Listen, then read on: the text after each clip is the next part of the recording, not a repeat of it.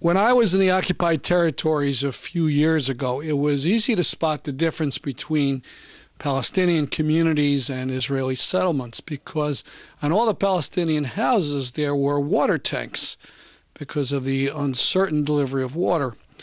You know, here in the U.S. we take water for granted. You're thirsty, you want water, you just turn on the spigot. But in Palestine it's different. We're going to talk about the water situation with George Rishmawi. How are you today, George? Hi, Stan. Good. Okay. Where are you from exactly?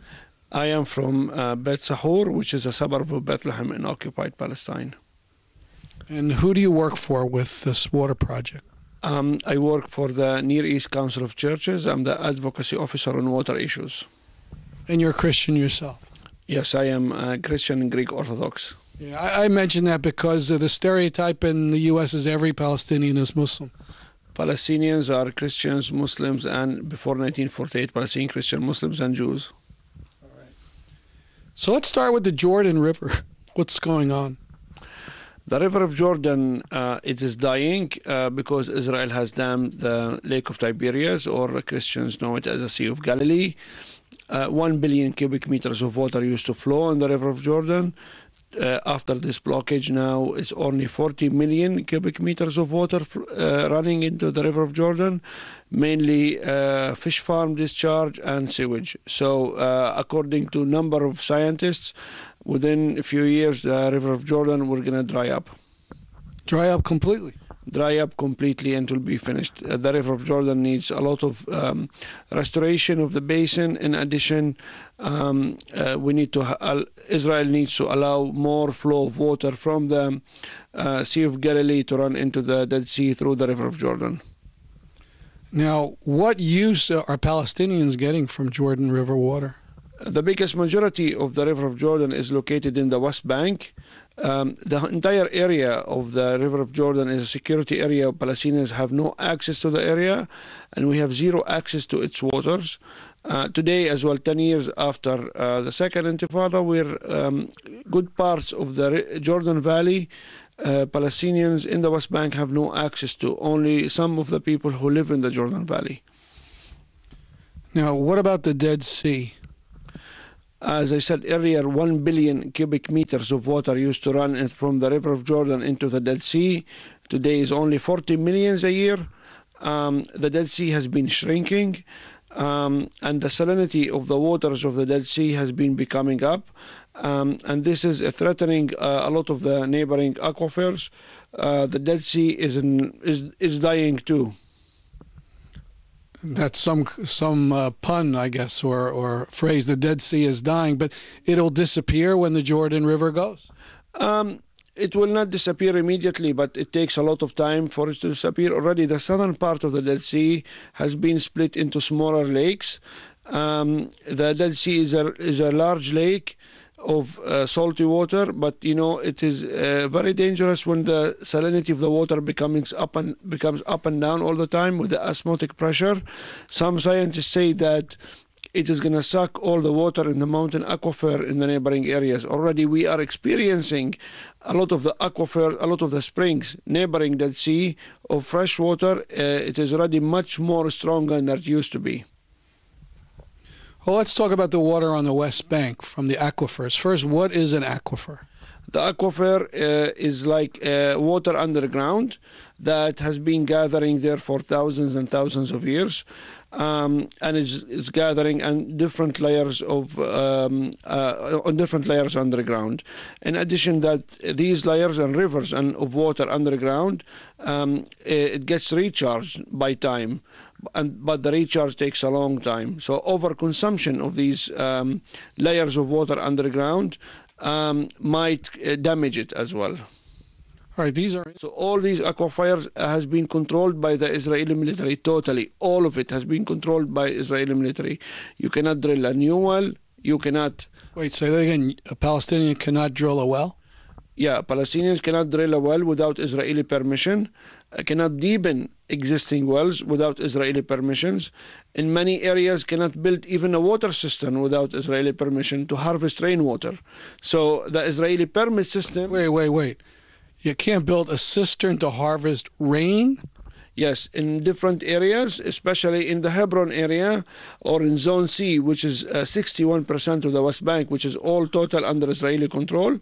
You need definitely to get Israeli permits for building a cistern to harvest rainwater, which makes it very difficult. And this is how water is being used as a tool of displacement for not allowing people to continue living in certain areas and moving them into Pandostans. So that area will be targeted for confiscation, for expansion of Israeli illegal settlements.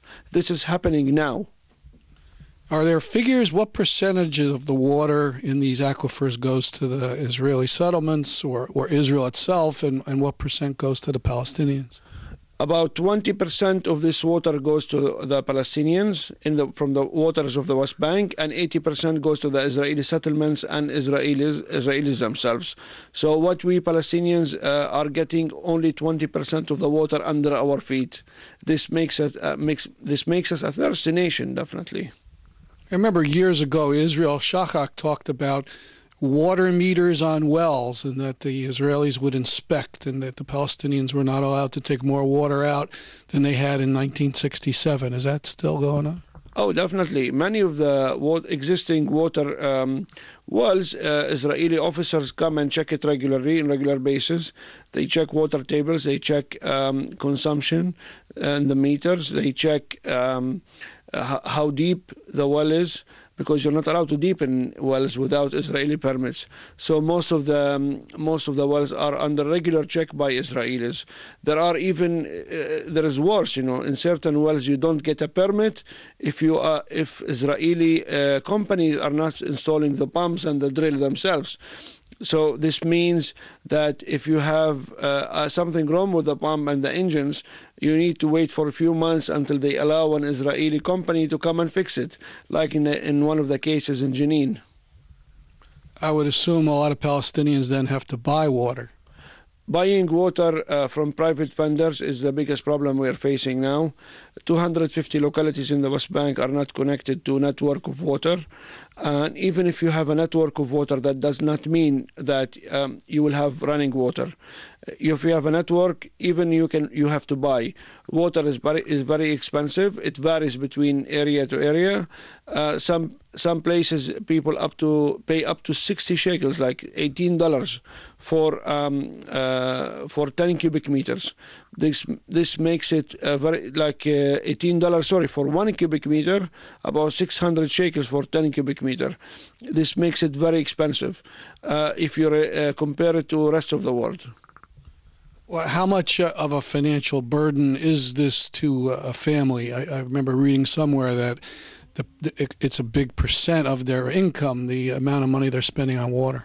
Many families spend up to 40% of their income on water, and 40%, almost half their income on water. Yes, half of their income goes on water, because we are not allowed to install networks, sanitation networks, and to have larger amount of quantities of water that is available for Palestinians to drink. This is why this shortage of water, man-made drought, is causing Palestinians to pay 40% of their income on tankered water, and this tankered water is actually hard to control the quality of water that's running into the tanks.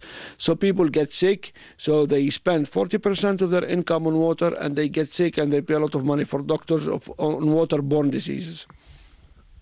Now, there's international standards about water. I think the World Health Organization says an average family needs a certain amount a day. How are Palestinians in that kind of standard? Palestinians get, according to the Amnesty International report and to the World Bank report, interesting, the World Bank issued a report about the water issue in Palestine. Palestinians get 50 liters per capita per day, which I think is an exaggerated number. I think it's way less. For example, and this is less than what the World Health Organization has recommended, which would be 100 to 150 liters per capita per day. So you're saying the recommendation is over 100 and the average in the West Bank is 50? Yes, what we get is 50 and recommendation is 100 for domestic household use. We have to be very clear what domestic household use is: cooking, drinking, and cleaning. And what we get is half of that for cooking, drinking, and cleaning. This means you have to think 10 times before you go take a shower. You have to think before cleaning your house. You have to think before you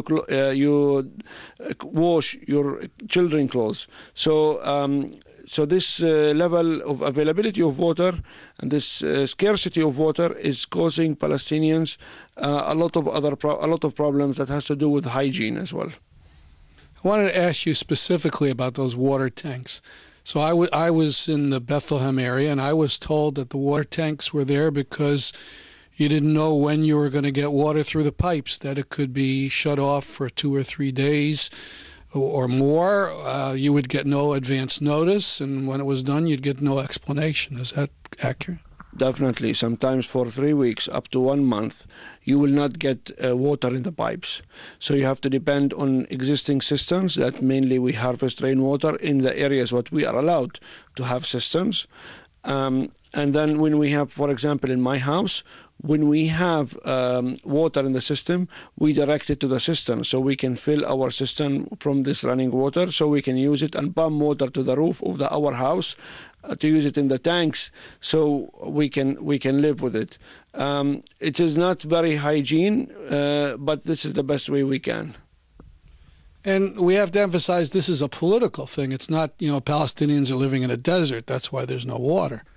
Definitely. Right to water and sanitation is an apolitical thing. But we are denied right to access to water as Palestinians for political reasons. Water as a tool of harassment, water as a tool of displacement, making your life so difficult so you can accept whatever Israel wants, or making your life so difficult and miserable so you leave and immigrate. And this is targeting many rural and farming lands, mostly in Area C within the West Bank, so people can leave and immigrate from these areas and go to within the Bantustans that Israel designed for the Palestinians to live in. And when you say rights, it seems to me there was some UN decision maybe this year about water and rights. In July 28th, the United Nations General Assembly voted in favor of that. Right to water and sanitation is a basic human right. That has 1 month later. This recommendation was accepted by the United Nations Human Rights Council. Today, sanitation and water are basic, fundamentalist human right that every human being needs to have, and it is being violated every day in Palestine by the occupation of Israel.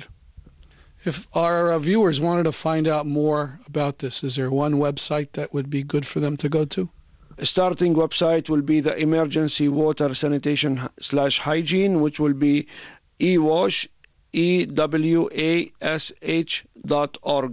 ewash.org is the best website to go to for now, where you can have 6 fact sheets and many other information. And people can contact me as well at icc.jerusalem@yahoo.com, icc.jerusalem@yahoo.com. Thank you very much for this interview. Thank you, Stan.